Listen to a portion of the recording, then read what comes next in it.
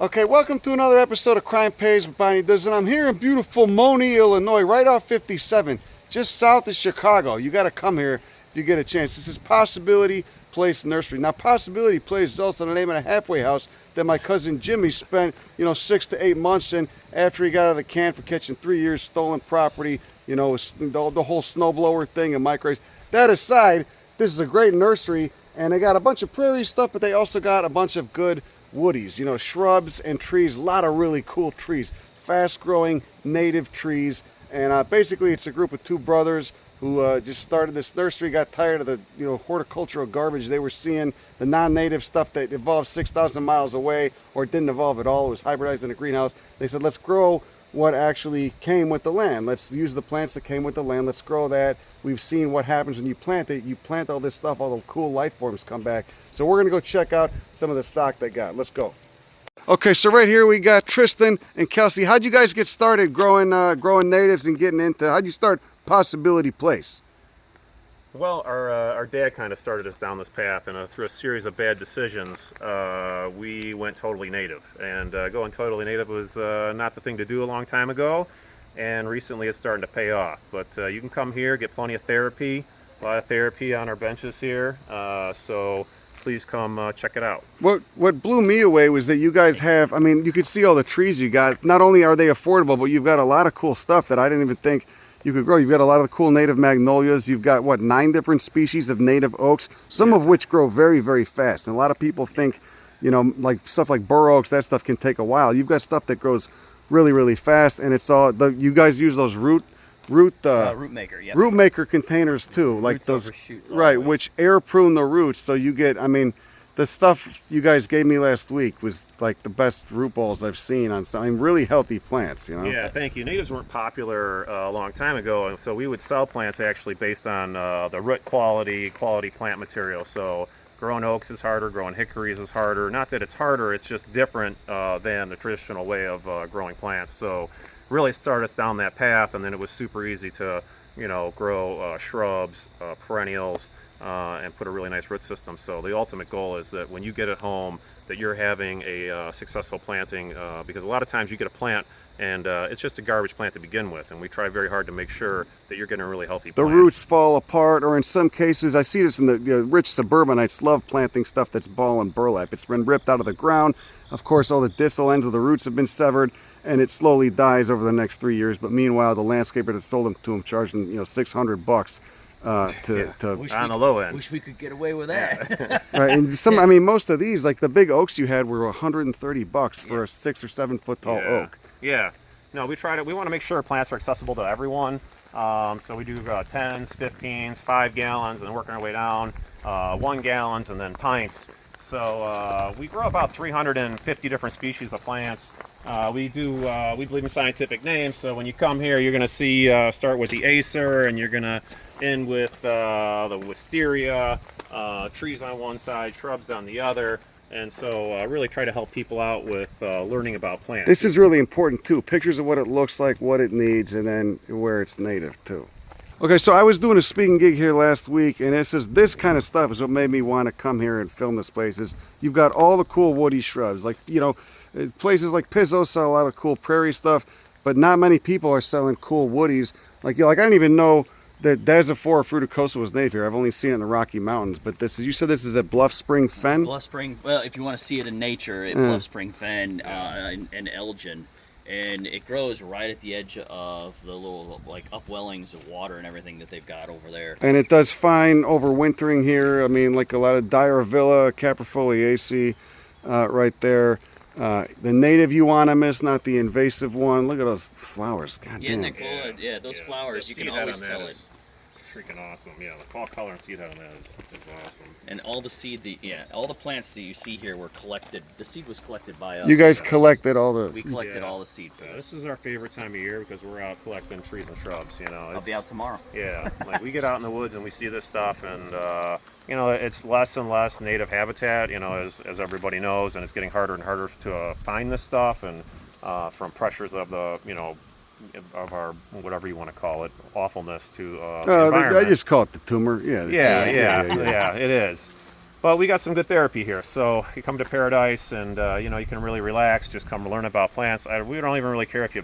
So you don't mind if people just come here and we want learn? people to come and learn about plants. Just come and learn. Yeah, well, what's exactly. cool too is, I mean, a lot of people, you know, I love the prairie, but a lot of people don't. They're just not ready for the mess yet. They're still schooled, and everything's got to be nice and tidy. Yeah. But you can do nice and tidy with this kind of shit. I mean, you've got all the cool shrubs, like the styrax. Yes, that's really awesome. And so any of these, I mean, are some of them sensitive in the cold, or Some of them are sensitive in the Absolutely. cold. Yeah. you just got to keep them out of the winter winds? So, yeah, you got to keep them out of the winter winds, and you have to be mindful of keeping some of these species as close to habitat as possible. Yeah. Like this would be a good example. This likes yeah. relatively acidic soils. It's got to be sandy, Right. well drained. It can handle a higher water table, but it's got to be well drained. You would not put this, you would not sell it to someone in good faith if you knew they were only going to put it in clay. We tell them No straight clay. up. Yeah. I'm No like, clay. I always tell them, like, hey, I'm happy to take your money. I'm not Yeah. going to stop you from buying it, but I Yeah. want you to make sure that you put this in the right spot.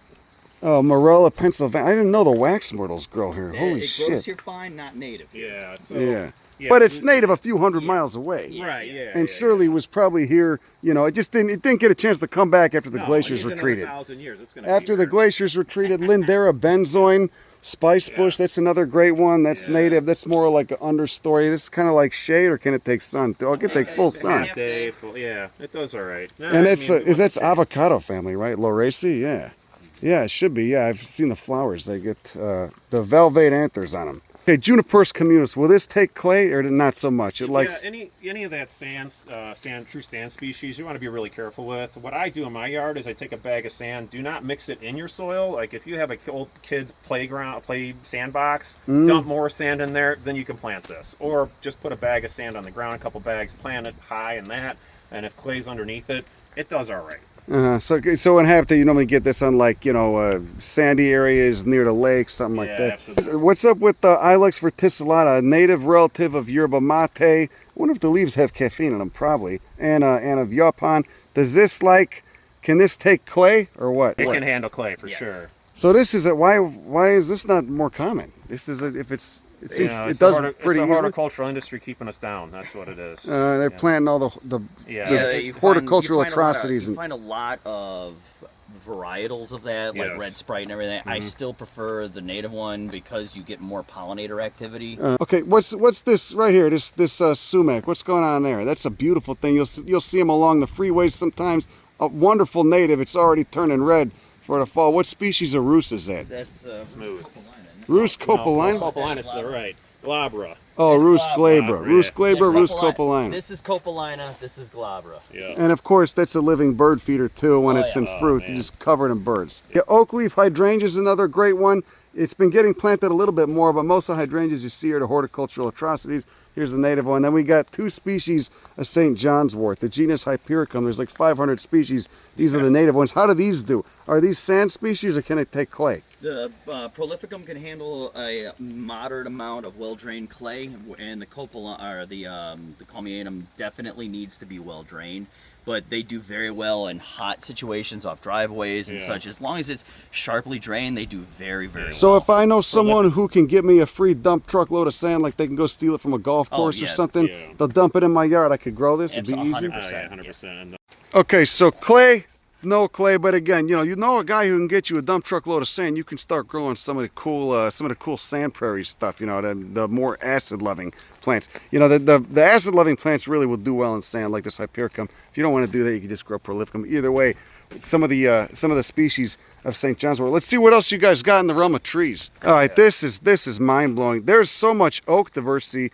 Quercus velutina, Quercus schuettii, Quercus rubra, Quercus muhlenbergii. These grow fast, huh? Oh, yeah. Muhlenbergii. That's acorn from last year. This is a 1-year-old tree, so because people normally think if I want to grow oaks, it's going to take 50 years for it to reach any Yeah. stature. That's not true. This thing grows fast as hell. Quercus macrocarpa, these take some time, right? No, they all grow up pretty fast. You know, you're gonna get 24 to 36 inches of growth a year out of it. A lot of times you'll hear differently. That's because they don't know what they're doing, but also because the horticultural industry has a hard time grafting oak trees. A lot of people don't own oak trees, so you don't see a lot of cultivars out there. So there's no person getting a commission off of that.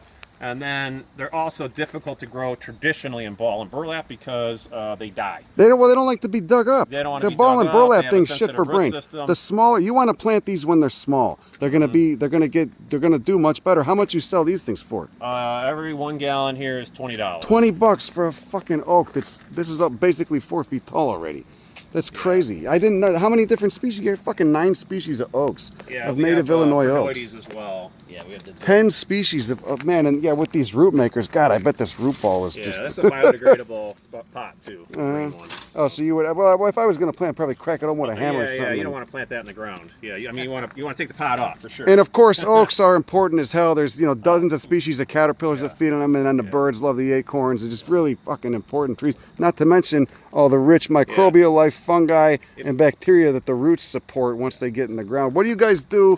You guys use any kind of inoculants or native inoculants for the beneficial fungi or what? It's not a sterile environment, so no. We rake the acorns off the ground, collect them out of the tree. So they might already have some of those spores. We don't use any miticides, fungicides, insecticides, so we're not spraying for that. They build. I mean, if we pull one out, you might even see some microbe. You'll see some fungus going on in there, right? What is that? Wait, what is that? Oh yeah, look at that. Yeah. And holy shit! It looks like a fruiting body already. Yeah. Look at these nice little white root tips. This thing has some vigor in it. Yeah, because oaks are mycorrhizal. God, that's a healthy fucking root ball. Jesus Christ. Yeah, and if you're not close to Monee, I get it. It's worth the trip. What are some nearby attractions that people could come visit? Is there a nice bowling alley? Oh, we got an Amazon fulfillment center. We got the truck stop. That's depressing and bleak. What about? Is there like a pizza place? No bike lanes. We got Possibility Place out here. That's pretty much it, I'd say. But if you're not close, we'll put this in a box and put it in the mail. We'll ship it to you. Well, you come down here and they get, 9 different species of fucking oaks. It's crazy, man. God. Yeah, because I don't see people planting a lot of... No, oaks are in a bad spot. They've been blackballed for too long. We need to start planting oaks. Come on. Okay, other cool stuff we got going. Tilia americana, Malvaceae, American linden, another important tree. Thuja occidentalis, the species, not the emerald green that you get beaten over the head with. Taxodium disticum, native 300 miles south in Cache River, southern Illinois, which I highly recommend going to. You could see Taxodium that are the size of redwoods down there. The first time I got sober, that's where I did it. And then you got the Salix nigra, black willows, of course. What else we got over here? Oh, look at the pawpaws. You got, these kind of like it's shady or what? Shady. Shady they're and wet. Flat woods, but if you've got a nice regular yard, this thing will do fantastic as long as it gets about half-day exposure. When do they start producing fruit? It takes about five years-ish. All right, so start soon. Yeah, start definitely. soon. These are about 1.5 years old, so we've already started that part for you. We got Catalpa speciosa, a tropical family, and this is a temperate species. Carriers. Oh yeah, the hickories. Holy shit. What's the trick to these? Because they like to get a deep taproot, right? Yeah, well, it's a lot like the oaks. So when we're doing any of our collection or we're doing our growing, these guys just take longer. So when we treat them exactly the same, it's the sooner you get them in the ground, the better. So we try and encourage people to plant them at this size, maybe a little bit bigger, so that taproot can develop itself. Yeah, that ball and burlap shit that I see people, that doesn't make any sense. It it's cuts it off, shit for brain. and it really sets their growth rate Well, it's back. a scam too. You can't plant something in the ground and rip it out. Even if you're using a giant tree spade, you're going to be severing roots and setting it back. We got American persimmons here at the edge of the frost tolerance, but that's a plus side to climate change, I guess, is the winters are getting eerily and noticeably milder. But yeah, Diospyros virginiana. So with these, they could take clay and everything, just protect them from those harsh winds if you live, but they'd probably be fine in like downtown Chicago. If you moved into a brand new subdivision that's pretty new, you don't have soil, so you got to be really careful on the species you pick. But you live in an older neighborhood, or the soil is good, you live in an old woodland or savanna, you're not going to have a problem with a lot of these species. But when you start going out into a new subdivision that used to be a cornfield, scraped all the soil off, your plant selection goes way down. And yeah, there's no topsoil and it's just clay, and then you're also getting beaten with the winds. The winds in winter really take things down. You got a lot of problems out there. Okay, this is nice. So this is all the magnolias. Liriodendron is in Magnoliaceae, the tulip tree. This thing grows fast as hell. Is this pretty? Is this on the edge of its range here? Are they frost sensitive at all, or what? Well, you're moving out into oak savanna or prairie here, but you know, you move to the bottom side of Lake Michigan, you pick up a ton of species. This thing you find all over the place in Michigan, Southwest Michigan. And how old are South these? Oh, it's seed last year. God Almost damn. all the plants here They are grow seed that last fast? year, yeah, except for the hickories. Just a couple species, pawpaw, hickories. There's a few species that take a little bit longer, but most of the stuff out here. Magnolia. I didn't even know you could grow a cuminata up here. Really? That is the only native magnolia in Illinois. Really? Yeah, it is down south. Oh, yeah. okay, Like but 3 counties. but they're fine with the winters here. I mean, And Oh, we yeah. didn't say that. No, they're relatively fine. You- Of the again, magnolias, they're the so most maybe solid. like protect it from whatever Yeah. direction the winds come from. You want them on the other side of a wall or especially the something. next two. You want to be careful with the next two. You got to have a protected spot for those. Macrophylla Yeah. and tripetala. So, but you've got areas where these have made it through. Again, it's I just got 'em in my protecting yard. it, Yeah, I'm 10 minutes protecting from it here. from the winter Yeah. winds. So, like if Yeah. you got a tree line on the Mhm. windward side, Yep. but it doesn't. You don't really get those brutal winds until February now. They used to come in December. Yeah, no, they want to be protected a little bit for sure. You need Yeah. to protect them. This is the only magnolia you could throw out in a cornfield and it would live. The Virginiana. Virginiana can take a beating You can for hit sure. that with a train. Yeah. it'd be fine. Okay, what if someone's got like, a really waterlogged clay, shit area in their backyard. They don't know what to plant there. They want to put something in there so it stops the flooding a little bit for a tree, but they don't want to do prairie stuff. What would you do for a tree? Sure. Swamp white oak? Swamp Yeah. white oak. Yeah, beautiful tree. Yeah, Swamp. swamp white oak. Yeah. So and they grow pretty fast or Oh, what? Yeah, absolutely. They grow real. What is that? Quercus what? Bicolor. Bicolor. These are seed from this past season. These are a year old. They're a year old right now. What do you guys do to your soil, man? Jesus Christ! What soil mixture you use? What do you put in it? It's hydro. It's mostly pine bark, hydrofiber, and there's a little bit of peat. We're trying to get off of peat, but then micronutrients, macronutrients, And a slow release osmocote and it's really fertilizer. important to us that our customers, a lot of times you get plants from a store and then all of a sudden they're starting to go yellow, not looking good. We want to make sure we put enough fertilizer in there so that when you transplant this, you got something carrying that load. Because otherwise, the root ball is only this big. You put it in the ground. It takes a while for those roots to get out. Once those Right. roots get out, then it's going to be okay. So that slow release fertilizer is going to last in these containers just a little bit longer for when you plant it. All right, this is one of my favorites. This is all. I was just seeing this in Mexico. Pitulea trifoliata, which is in citrus family Rutaceae, and the leaves triffid, kind of like poison ivy, but it's in the citrus family. And so if you crack one of those leaves open, it smells delightful. I didn't know that there was an ecotype that was hardy in Illinois. That's wild. Yeah, it grows like crazy across fence rows all over the. And this is a small tree too. So if someone's got a tree, they've got a spot for a small tree. They don't want something that's going to get super large. Is that a good? It's candidate? not really. It's more like a tweener. So it's not really a tree. It's not really a shrub. It kind of is both at the same time. So it's great for screening. I love using it in like shrub borders. How tall does it get here? About 20 feet at the biggest. 20 feet at the most. At yeah. the biggest. That's a big one. We also grow its cousin species, Xanthoxylum. Quaking aspens, Prunus serratna, and Americana native cherries. I bet the birds like those too. boy. Are these all first year seedlings? All Yeah, first year it's all seedlings. first year. Jesus, man, you guys must be juicing these, but you're not, huh? Not really. It's just healthy soil. We like to think that it's more of like keeping it as close to nature as possible so that they have everything that they need when they need it, and we transplant them in time. So as soon as they hit first leaf, first or second leaf, they're being moved into the next part of the Transplanting, process. We grow everything ourselves and we collect all our own seeds. So when you're in control, you transplant when things need to be transplanted. Yeah. And so that really matters. Like plants, if you don't transplant it at the right time, the growth stalls. They just stop. So it's really critical to hit those benchmarks. Okay, so let's talk about this RootMaker container really quick, because this is something fascinating. I learned about these a few years ago. So basically what it does, it relies on air pruning the roots. The roots will naturally hit these open spaces, and because you've got all these open spaces, you have to water a little bit more, but it pays off. It's totally worth it. When the roots hit that open space, the root tip dies, causing it to branch a few millimeters behind where it dies, and then you thus get a much better root ball. Well, you're looking to have it stratified, so there's air at every level. Right, but instead of getting a taproot that goes down and then coils around the pot, that taproot would get air pruned, die back, and then branch. So you've got more root surface area. There's a ton more, and absolutely. and it's at more. you have more active growing surface throughout the entirety of the pot. So you're finding more roots that, you know, you're seeing a lot more feeder roots, you're seeing structural root formation, and, you know, there's none of that circling that you would normally see. Right, that's the problem. Or sometimes I'll see where people, you know, the roots just go down and then don't branch out at all. So when you take it out of the pot, the whole root ball just falls apart.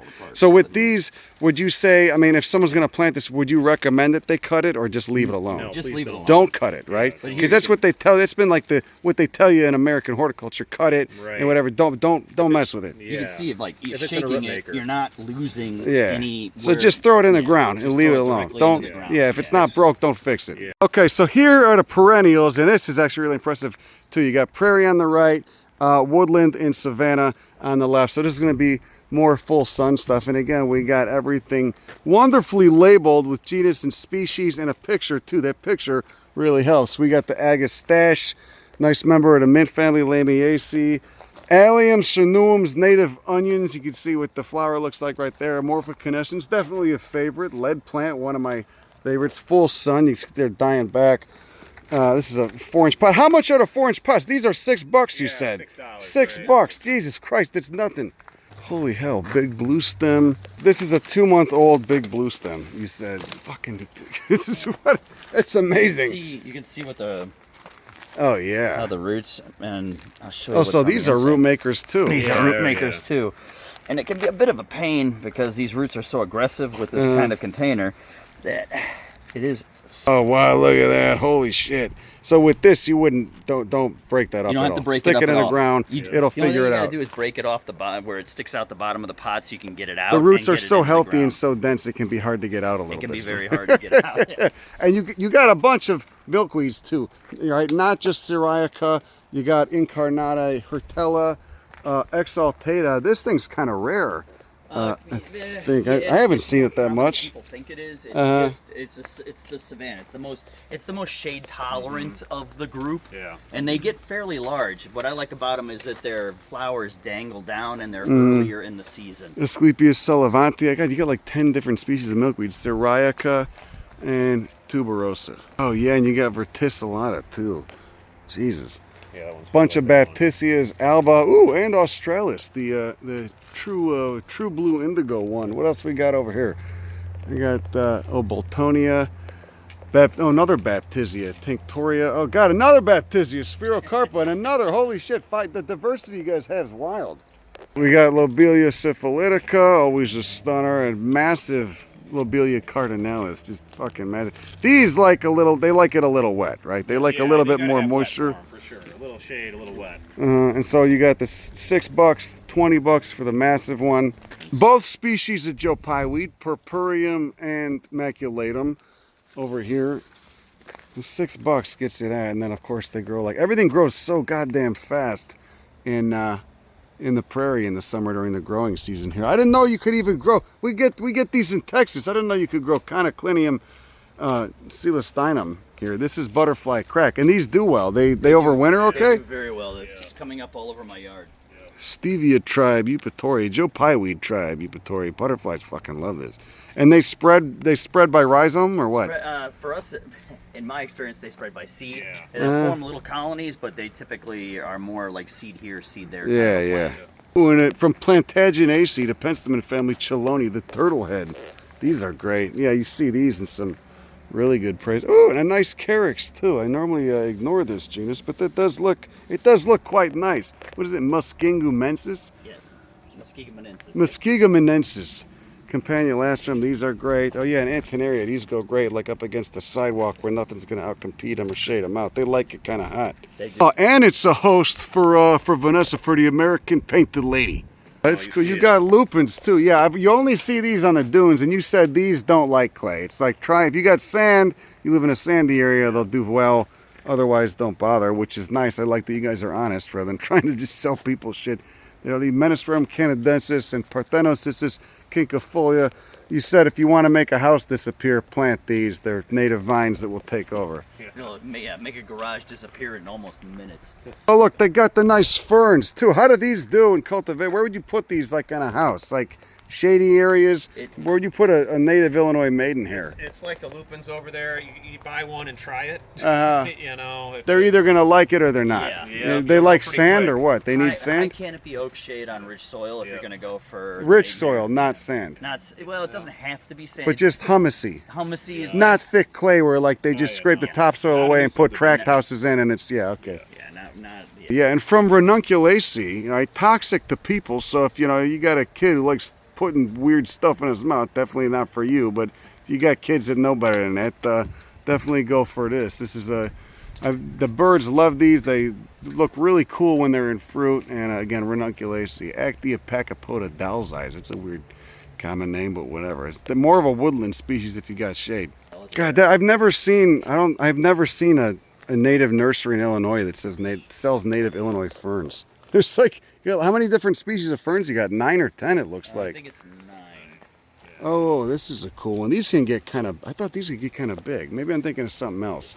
Onaclia? Oh, Osmunda. Yeah, this is what I was thinking of. Holy hell. How's Osmunda? That one, it likes wet, high canopy shade. Uh-huh. If you go over here to the dunes, you'll find it in a lot of the inner dune areas underneath like some of the oaks right at the edge. Does it need sand or? It does not need sand, but it definitely needs a high water table. Yeah, so this likes wet feet. Yeah. That thing, that'll be 6 feet tall. Yeah. Easy. So if somebody doesn't have that high water table, they're looking for something that's a little more tolerant of drying out. This is definitely, but it doesn't get as tall. It's like 3 feet. Maybe if you're lucky. Yeah. It'll run through the prairie grasses. We have it down here in one of our areas, and it just kind of sneaks its way through the grasses. I've seen this at the Markham Prairies, yeah. It's a wonderful plant. And another hyper diverse lineage. I mean, you should see the shit the Vernonias do in Brazil. It's wild. Some of them get 20, 30 feet tall. But we got Vernonia fasciculata and Mazurica. Of course, you can always tell the Vernonias by the color of those flowers. There's no ligules, no rays, and those florets that just are like magenta, like hot pink. And these will get big. I mean, this can get 7 feet tall. It'll be easy. It's like another Joe Pye weed, and it can take full sun, part shade, It can whatever. actually take a hard dry down too. It'll grow in standing water, but I've been in areas where it's growing just along the side of the highway and perfectly happy. You saw that Vernonia species I showed in the presentation from the Chihuahua Desert, right? Yeah. Oh yeah, Veronicastrum. That's another cool prairie plant that you don't see. This is like a relatively intact prairie plant. I don't see these in areas that have been root plowed or demolished. The Veronicastrum. Yeah, they hang on at the margins sometimes where I'm collecting. Like I'll find them in old fence rows of where there's some decent prairie remnant, but anywhere where you have like heavy transfer of people, then it goes away quick. This is nice. I like you got these. I don't have to put thumbnails up here. Why does people? I don't see ironweeds that common in cultivation in Illinois. Why is that? I honestly can't answer that question. I love them. I've got them in. I've got people planting them, and they seem to love them, but I do not know why. They're like Joe Pye weed. They're vigorous as hell, happy as a pig in shit, full sun. And they bloom late in the season. They've got nice structure, and because of the variance between the species, if you plant more than one species together, you get to get the similar flower type, and they bloom over a longer period of time. This is a great one. You know what? I haven't seen anybody selling these, which is wild. Again, it's another tropical lineage with a few temperate outliers, and this is one of them. It's a succulent. I mean, what does this need? Does it need relatively wet, or that can would it grow in your closet with good light? So this is really sturdy. This should be way more common. I mean, you could go to like a bleak shopping center, and instead of Berberis thunbergii, they could have this everywhere. I don't know why they Flowers don't. are really cool. They open and close. Really awesome. Yeah, all of Comolinaceae has wild flowers on it. So the same thing, a year old, and how these will spread probably too. Huh? They'll be all over the place. If you're looking to interplant them with other native grasses, they will take up the spaces in between. So you'll get that. It'll have that grass-like look, but the nice purpley flowers. Yeah, I see them at Wolf Road Prairie on the southeast side. I like putting this in with a couple of prairie grasses in a large pot, say something like 24 inches or whatever, and then I plant this with it, and that way it'll be good for 2 to 3 years just out in your yard. Just in a big container. Yeah, just out on your patio, and it does very, very well. Tradescantio hyensis. And then a third St. John's wort species. Remember, there's only 500 species in the genus, Hypericum aciron, which can get like 3 or 4 feet tall, live 5-7 years. This is another prairie. It's like a semi-herbaceous shrubby St. John's wort. The flowers are bangers though. This is one of my favorites, Helianthus mollis. Right, and you can see there's no full sun or parche. This thing needs full sun, and mollis means woolly, which is what you might guess why it likes the full sun. These I just was at a friend's house. He planted one of these. It had, I don't know, probably 15 stems. They were all 6 feet tall and they were spilled over. Look, they're growing gooseberries too, ribes. You can see they got everything. They got it mulched, so it's not in the ground, but they keep the moisture up. That's why they're not severing any taproots when they rip stuff up.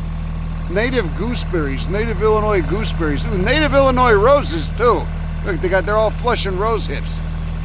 Elderberries, we got native raspberries. Yeah, you guys got a lot of shit here, man. It's crazy. Here's your ilex. Oh yeah, oh there's the ilex. So this is just, I mean, and again, you guys just mulch this. You guys just leave it there for the winter, and man, it's nice to know a good native source of Illinois shrubs. Oh, look, they got spice bush in a 10-gallon. 10 gallons the biggest they do, too. They're not trying to do super big. They're not doing that ball and burlap bullshit. They do this. So they're not, when you're buying a large tree from them, it hasn't been severed from the ground. It's been in a pot. You're not breaking any roots. It's Magnolia virginiana, and it's already flowering. 90 bucks for that tree. 90 bucks for that tree. How many years? 2 or 3 years? This one's 2 years old. 2 years old. So another 2 years, it'll be twice that size. Don't go with that ball and burlap shit. Get something that's got an intact root ball and is already flowering. Look, we got 3-year chinkapin oaks, 130 for that. And again, just that ball and burlap shit's demented. It rips them out of the ground. These they're open on the bottom, but only with small holes, so the roots can only get so big. So it's just the fine roots. And if you break those, you know, when you're ripping it out of the ground, it's not gonna hurt the tree. It's the tap roots you want to avoid. Yeah, these are healthy trees, man. Jesus Christ. They grow so fast. The chinkapin oaks, Quercus muhlenbergii. Man, it's an impressive tomato plant. Holy hell. So this is the seed starting room. This is where they get everything going, and they got these modular tables that move kind of like an herbarium.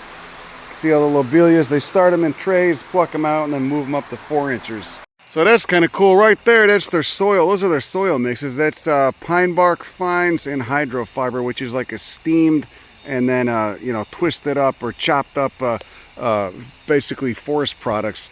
And then over there is basically the same thing but with perlite in it, and they just use that for the seed flats. And then when they're doing seed flats, they just start them right here. So tell me, these are basically, that's the perlite soil. You mix it in these seed flats. You've already sowed the seeds, and you're going to stratify them outside. They're already labeled with what they got in them. Yeah. And you're just going to stratify these outside. And then what will you bring them in the greenhouse? Like when? We started greenhouses last week of February, first week of March. So these will be out here till February or March. We move them inside so they're more protected. They don't. Yeah. So it's a controlled environment, so it doesn't frost freeze so much. Right. Steady temperature, right around 32 degrees. We stack them like this because it keeps critters out. Everything wants to eat. Oh, so you cold strat them in the greenhouse? Yeah. On an unheated greenhouse? Yes. Cold storage meaning like it's a shed basically. Oh, okay. It's a refrigerated room. And then basically. You put them in the greenhouse in February, Yep. late February, March, so Yep. they can actually get going. Yeah, get going. Get that jump start the season, and because people want plants for Mother's Day, unfortunately, which is fortunate, I guess, for us because we sell plants, but it takes a lot of fuel to get those plants going. Right, and as they come up out of here, then you just pluck them out and put them in the bigger containers. Exactly. So this is cool. So after they start the seeds, they get them going. You can still get a week of overcast days in March where it's actually pretty chilly, so they use this biothermometer here, this heating system of basically to keep a uniform 70-degree temperatures, even though the ambient air temperature outside might still be pretty cold. So they're just getting stuff going. Anyway, we're losing light here. This is the 1-gallon yard. This is where they keep all the stock and they put it on display up there. Please come out here. This is a wonderful spot. I had no idea how cool it was till I came here to do a speaking engagement. Then I had my mind blown. So they're growing shit that no one else is growing. Lots of diversity and lots of cool shrubs. And they're very dog friendly too, as you can see. It's a pretty impressive operation. Anyway, that's all I got. Have a great rest of your day. Go fuck yourself. Bye. A beautiful Midwestern sunset. It gives no hint of how chilly it's going to be in just a few months.